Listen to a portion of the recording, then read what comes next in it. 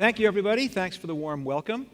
And thank you for bringing me to Copenhagen. What a fantastic city.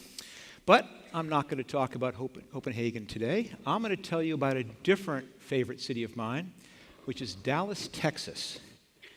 Now, those of you who may know Dallas, Texas might find that a strange choice for a favorite city, but there's actually a simple reason why I'm so fond of Dallas, and I'm going to show you that reason right now. This is the Renaissance Tower in Dallas. And the reason I'm showing you this is because for many years, this was the headquarters of the Blockbuster Corporation. And more importantly, in the year 2000, a very interesting meeting took place there. Now, in 2000, Netflix was very different than the company you might know today. We were very small. We were about 2.5 years old. We had less than 100 employees, and we were on track to perhaps do $3 million that year. But unfortunately, we were also on track to lose a cumulative $50 million. And being prudent entrepreneurs, we decided at that point it was time to seek strategic alternatives.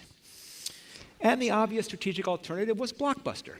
But in 2000, they were on a very different trajectory. So we were on track to do $3 million. Blockbuster was on track to do $6 billion. We had 100 employees. They had 60,000 employees. They had 9,000 stores. And so when we tried to call them up to get a meeting, they wouldn't even take our calls. They wouldn't answer our emails. Until finally, after a bunch of pounding on the door, they said that we will see you now. And we flew to Dallas. We went up to the 27th floor of this building. We were ushered into a conference room which seemed to be about the size of this room. All the Blockbuster guys came in their very expensive suits, and we were there in our Silicon Valley t-shirts and jeans. And we all sat down to pitch. And we said, it's great. We will do the online business. You'll do the stores. We'll have synergy. Won't that be great? And they shook their heads in the right place. And then they asked the big question, how much should we pay for you? And my partner, Reed, screwed up his courage, and he said, $50 million? And that's exactly the reaction that they had. So the meeting went downhill very quickly after that. And it was a long, quiet ride on the plane back home to California.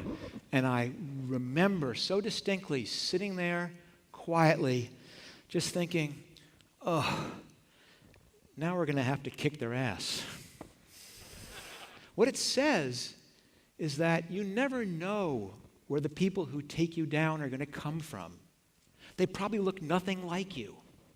And what it really says is that if you don't learn how to disrupt yourself, well, that someone's going to come and disrupt you for you. Now, Netflix, of course, was a disruptive story, but Netflix was just one of 7 startups that I've been responsible for. And since leaving Netflix more than 10 years ago, I've had a chance to work with scores of other early-stage companies and hundreds of entrepreneurs. And I've learned that there really is only 2 important ingredients to disruption and innovation. 2 things. First, you need a tolerance for risk. Risk-taking is fundamental to every new venture. But I don't mean scary, dangerous risk like the picture. I just mean the risk that comes from starting down a path where you don't know where it's going to lead. But you also need ideas. You need this capacity to generate ideas, because the one idea that you start with is never going to be the idea you finish with. You need 10. You need 100. You're going to need 1,000 ideas. But the thing is, you have to look for ideas, because ideas do not spring out of thin air in some mythical eureka moment. The idea for Netflix, for example, did not come from some momentary anguish on a late fee on a movie. We were looking for that idea. It was buried in a big pile of bad ideas. On April 14th, 1998, we launched Netflix. Now, the Netflix back then is nothing like the Netflix that you know today. To start, no streaming, DVD only. Number two, not a tremendous amount of innovation. There was due dates, there was late fees. The only real innovation was that it was by mail. And most interestingly, we didn't just rent DVDs, we sold DVDs. In fact, we sold a lot of DVDs. So many that by the end of our first summer, the good news was our first $100,000 month. The bad news, 99% of it was selling DVDs. And this was bad because we knew it was a commodity business, that pretty soon the margins would go to zero and we'd be out of business.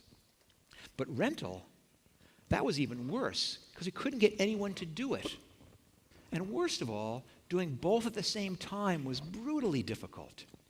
We said we've got to pick one and focus on it. But which one? Selling, which is going to go out of business eventually but is paying the bills? Or rental, which might work but is showing no promise whatsoever? So obviously you know the answer. We walked away from selling and bet everything on making rental work. And from that point on, we were so focused on figuring this out that we tried everything we could think of. Buy one, rent one, get one free. We did promotions. We did all kinds of discounting. And I'm kind of a perfectionist. So when we first began running these tests, they'd be perfect. All the spelling, perfect art direction, every single link tested, every single bit of that process. And it would take us about a month. And we'd launch the test, and it would fail. And we'd say, oh, we just lost a month. We've got to go faster. So then we'd try and do the test in 2 weeks, and then it would fail. And now we've wasted 2 weeks. Okay, faster, a week. Okay, a day. Okay, 2 tests in the same day. And as you can imagine, these tests are getting worse and worse. They're getting crappier and crappier. We're having broken links and misspellings and the wrong images, and we're crashing the site. But what was amazing is that we learned if it was a bad idea, that no matter how much we polished the idea, it still didn't work. But if it was a good idea, then even terribly implemented, it immediately worked. People would fight through a crashed site to do it. They'd click trying to find a way to make this happen. And then we knew what to fix. We learned probably one of our most important lessons. We learned it wasn't about having good ideas. It was about building a system to try lots of bad ones. And that's why I'm not a believer in the big idea. Because the big idea doesn't count. It probably isn't going to work. It's the next one you try, and the next one you try, and the next one you try. And we tried hundreds of ideas, 99% of them bad ones.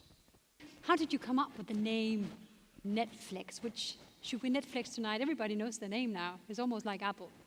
So do you want the Mark is a genius version or the Mark is lucky version? Let's do the overflowed champagne stuff. I like that. So the problem with this idea of doing DVDs by mail is that it was obvious to everybody that eventually no one was going to use DVDs anymore. It's a digital medium. They're just going to stream it or download it. But everyone thought it's going to be tomorrow. And the challenge is, how do you build a company which will work for DVDs now, but yet when the world transitions to streaming, you're still relevant? And if we had said we are going to be the world's best shipper of plastic, we would be dead. If we had said we're the world's best streamer, back then we'd be dead. So instead we positioned ourselves as the world's best place to find movies you love. And that works because it's delivery agnostic. In other words, we don't care whether you want it on DVD or streamed or in 10 years beamed into your fillings. We can do it. And that's kind of why Netflix was there, because it worked in the past, and I think it'll also work pretty far out into the future. You've been an entrepreneur for more than 4 decades, and you more or less mentioned a bit about this in your presentation, but what would you say is the key learning when it comes to a disruptive idea like the one you did with Netflix? What's the key learning? I'm sorry. The key learning is you have to do something. Too many people have these disruptive ideas in their head, and they have 100 reasons why they shouldn't start. And every disruption starts by seeming completely irrational. I mean, it's crazy. And which makes sense. If it wasn't crazy, someone would have done it already.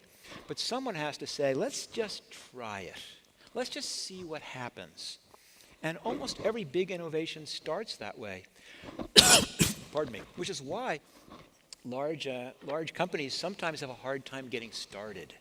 They have a very stable business and they don't want to rock the boat at all. Whereas small companies don't have that risk. They can move faster, they can take more chances.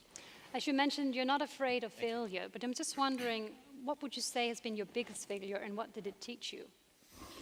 See, I don't think I have any single big failures that I'd point to.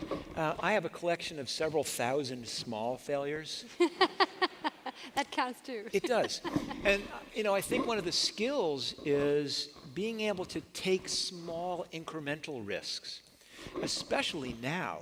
When we started Netflix, I said it took us 6 months just to build a website. And so the risk we took then was substantial. It was 6 months of my life, 6 months of my employees' lives, several $1 million. But today, that risk could be taken over a weekend. It can be taken for $100, which just totally opens up the ability to try things. This is the golden age of disruption, innovation, and entrepreneurship.